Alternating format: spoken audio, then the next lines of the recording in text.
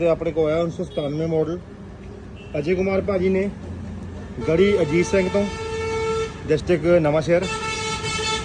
ਤੇ ਉਹਨਾਂ ਵੱਲੋਂ ਆਪਾਂ ਨੂੰ ਮੋਟਰਸਾਈਕਲ ਭੇਜਿਆ ਗਿਆ ਹੈ ਤੇ ਰਜਿਸਟ੍ਰੇਸ਼ਨ ਵਾਸਤੇ ਕਰਾਂਗੇ ਜੀ ਆਪਾਂ ਨੂੰ ਪੂਰਾ ਓਕੇ ਰਿਪੋਰਟ ਤੇ ਸ਼ੋਰੂਮ ਕੰਡੀਸ਼ਨ ਬਣਾ ਕੇ ਆਪਾਂ ਨੈਕਸਟ ਵੀਡੀਓ ਵਿੱਚ ਸ਼ੋ ਕਰਾਂਗੇ ਕਿੱਦਾਂ ਦਾ ਮੋਟਰਸਾਈਕਲ ਬਣਿਆ ਇਹ ਸਮਾਨ ਆਪਾਂ ਪੂਰਾ ਓਰੀਜਨਲ ਕੰਪਨੀ ਦਾ ਯੂਜ਼ ਕਰਦੇ ਜੀ ਜਿੱਥੇ ਤੱਕ ਹੋ ਸਕੇ ਕੁਝ ਚੀਜ਼ਾਂ ਹੁੰਦੀਆਂ ਕਿ ਆਫਟਰ ਮਾਰਕੀਟ ਯੂਜ਼ ਕਰਨੀਆਂ ਪੈਂਦੀਆਂ ਜਿੱਦਾਂ ਸਪੀਡੋਮੀਟਰ ਆ ਗਿਆ ਇਹਦਾ ਓਰੀਜਨਲ ਸਪੀਡੋਮੀਟਰ ਬਲੈਕ ਵਿੱਚ ਨਹੀਂ ਮਿਲਦਾ thank you so much next video show ਕਰਦੇ ਹਾਂ ਜੀ ਕਿੱਦਾਂ ਦਾ ਮੋਟਰਸਾਈਕਲ ਬਣਿਆ 12ਵਾਂ ਬੋਲਡ ਕਰਾਂਗੇ ਜੀ